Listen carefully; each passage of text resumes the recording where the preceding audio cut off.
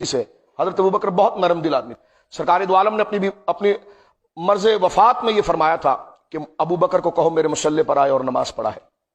میری ماں سیدہ عائشہ صدیقہ جو حضور علیہ السلام کی بیوی ہے، ہماری ماں ہے اور ابوبکر صدیق کی بیٹی ہیں رضی اللہ تعالیٰ عنہ اجمعین، وہ کہنے کہ یا رسول اللہ ابی رقیق، میرا باپ بہت نرم دل ہے، آپ کو مصلی پر نہیں دیکھے گا اس کا تو خود ہارٹ فیل ہو جائے گا، تو حضور آپ ان کی ڈیوٹی نہ لگائیں، کوئی اور مضبوط آدمی لائیں۔ سرکار نے فرمایا عائشہ مجھ سے بنی اسرائیل کی عورتوں کی طرح بحث نہ کرو، موروا ابا بکر فلیصلی بالناس، میں جو تمہیں کہہ رہا ہوں کرو اور کہو ابو بکر کو میرے مصلی پر آئے اور نماز پڑھائے۔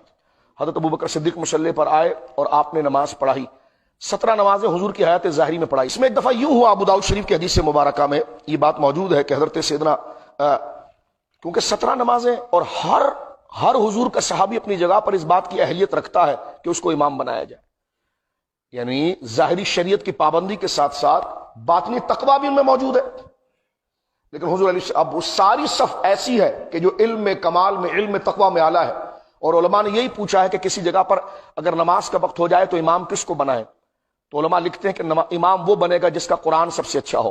فرمایا قرآن تو سب کا اچھا ہے، پھر کون بنے؟ فرمایا جو ان میں سب سے زیادہ قرآن و سنت کو جاننے والا ہو۔ فرمایا قرآن و سنت کے جاننے والے تو سب ہیں، اب ان میں امام کون بنے؟ فرمایا جو ان میں سب سے بڑا پرہیزگار ہو۔ فرمایا پرہیزگار ہی سب ہیں، پھر کون بنے؟ فرمایا جو ان میں عمر میں زیادہ ہو۔ اب یہ تصور سرکار کے صحابہ کے لئے کریں کہ ایک ایک صحابی فَبِأَيِّ مَقْتَدَيْتُمْ اهْتَدَيْتُمْ، ایک ایک صحابی امت کا رہبر ہے، کسی ایک صحابی کے اتباع میں بندہ جنت میں چلا جاتا ہے۔ تو جب اتنے صحابہ موجود ہوں اور سب کو پیچھے کر کے ابو بکر صدیق کو حضور مصلی پر لائیں، تو مجھے بتائیے کہ آپ کی کاملیت اور بزرگی کا کتنا بڑا نشان ہے۔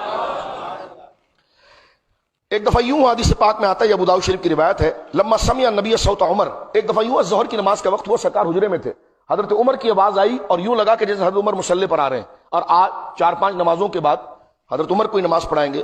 تو قال ابن زمع راوی کہتے ہیں کہ خرج النبی، سرکار دو عالم صلی اللہ علیہ وسلم نے، خرج النبی حتی اطلع رأسه من حجرته، سرکار نے پردہ ہٹوایا، کیونکہ بائیں طرف سرکار کا حجرہ مبارک تھا نا، پہلی صف سے، آج بھی مدنی شریف میں پردہ ہٹوایا، پردہ ہٹا کر سرکار نے اپنا سر مقدس باہر نکالا اور باہر نکال کے فرمایا لا لا لا لا، نہیں نہیں نہیں نہیں نہیں نہیں نہیں، لیصلی بالناس ابن ابی قحافہ، صرف ابو قحافہ کا بیٹا ابو بکر مصلی پر آئے گا اور کوئی نہیں آئے گا۔ یہ ابو داؤد کہہ رہے لا لا لا، حضور نے 3 دفعہ فرمایا لا لا لا، نہیں نہیں نہیں نہیں نہیں، لیصلی للناس ابن ابی قحافہ، لوگوں کی نماز صرف ابن ابو قحافہ پڑھائے گا، کیونکہ آپ کی کنیت تھی، یعنی ابو بکر فرمائے گا۔ فرمایا یقول ذلک مغضبا، اور یہ حضور نے جملے اس وقت کہے جب حضور غصے میں تھے۔ فرمایا جب میں نے ابو بکر صدیق کو کہا تو کسی کی جرت آگے آنے کی کیسی ہوئی؟ تو دیکھیے یہ کوئی فرضی معاملہ نہیں تھا کہ آج نماز آپ پڑھا دیں اور آپ پڑھا دیں، آپ پڑھا دیں۔ اور وہ نمازیں کیسی ہوتی ہیں میرے دوستو، بات کو ہم سمیٹتے ہیں کہ وہ مصلی کیسا ہے، وہ مصلی رسول اللہ کا ہے۔ اچھا تو نماز کیسے پڑھنی چاہیے؟ داڑھی ہماری ہو، سنت کا لباس ہو، قرآن ہو، پاکیزگی ہو، طہارت ہو، تمام ہو، لیکن ایک شرط اس کے لیے اور ہے جو آگے کی منزل کے لیے ہے، اور وہ کیا ہے؟ جو رسول کریم نے حضرت جبرائیل سے کہا تھا، حضرت جبرائیل سے کہا تھا جب جبرائیل نے پوچھا تھا مل احسان یا رسول اللہ، حضور احسان کیا ہے؟ عبادت کا رنگ چلن، عبادت کی روح اور لذت کیا ہے؟ تو سرکار کریم نے فرمایا تھا ان تعبد اللہ، اللہ کی عبادت ایسے کر کأنک تراہ، جیسے تو خدا کو دیکھ رہا ہے۔ فَإِن لَمْ تَكُنْ تَرَاهُ فَهُوَ يَرَاكَ، اگر یہ کیفیت، اتنا جذبہ، اتنی بزرگی، اتنا اخلاص، اتنا کنسنٹریشن، اتنی توجہ تیری نہ ہو، تو پھر تو یہ یقین کر کے خدا تجھے دیکھ رہا ہے۔ اب 2 باتیں ہوئی، عبادت یوں کرو جیسے تم خدا کو دیکھ رہے ہو، اخلاص کا یہ درجہ، یا اس کا نچلا درجہ کہ خدا تمہیں دیکھ رہا ہے۔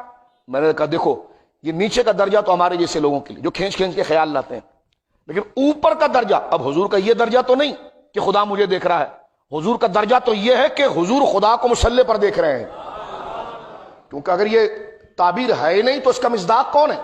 اب مجھے بتائیے اگر امام میں اخلاص ہو اور تقوی ہو تو روحانی طور پر مقتدی کو پیچھے نماز میں لذت آتی ہے۔ سنیے اس بات کو، یہ کہ روحانی فکر تصوف کی ہے، امام اگر مصلی پر مخلص ہے، مخلص سے مراد یاد الہی میں لگا ہوا ہے، تو اس کے قلب کے چھینٹے پیچھے مقتدیوں پر آ جاتے ہیں۔ میں پوچھتا ہوں جناب رسول کریم صلی اللہ علیہ وسلم جب مصلی پر ہوں اور آپ کی شان یہ ہو کہ ان تعبد اللہ کأنک تراہ، کہ تو نماز ایسے پڑھ جیسے تو خدا کو دیکھ رہا ہے، مجھے بتاؤ پیچھے نمازیوں پر اللہ کی زیارت اور اللہ کے دیدار کی چس اور مزہ کیسا آتا ہوگا. اب ان کو آگے امام بھی وہ چاہیے جو ایسی لذتوں سے آشنا ہو.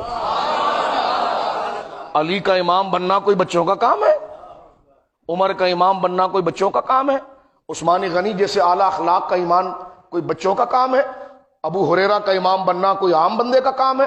حضرت عبداللہ بن مسعود کا امام بننا، بلال حبشی جیسے مخلص کا امام بننا، تو ان سب کا جو امام بن جائے تو اس کو افضل نہ کہیں تو پھر کیا کہیں.